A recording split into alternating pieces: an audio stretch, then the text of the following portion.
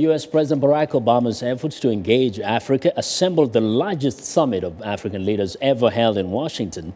But China has hosted such summits before, and the U.S. gathering highlights what some see as a belated American effort to catch up and expand its economic ties with Africa. VOA's Ramirez reports. Coca-Cola came to our assistance. The might of large American corporations like Coca-Cola is powering the Obama administration's latest efforts to build its partnership with Africa.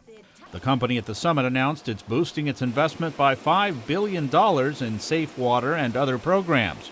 China, too, has invested heavily, doing twice as much trade with Africa as the U.S. But Beijing has been accused of ignoring governance and human rights issues.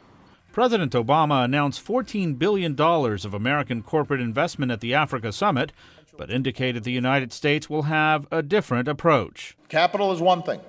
Development programs and projects are one thing. But rule of law, regulatory reform, good governance, those things matter even more because people should be able to start a business and ship their goods without having to pay a bribe or hire somebody's cousin. This was a big summit, but Beijing started hosting equally large numbers of African leaders 14 years ago. U.S. officials say there is no competition with China for Africa.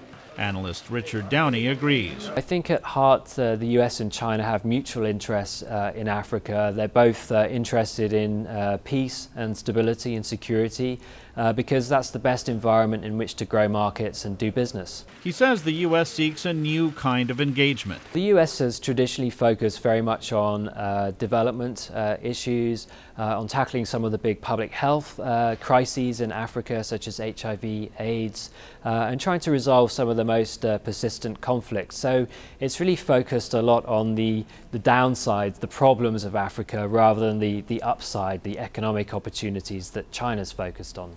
The summit focused on the upside, with economic issues taking center stage. There were no sessions devoted to rule of law and justice. White House officials said leaders had a chance to talk about those issues on the sidelines. Ramirez, VOA News, at the White House.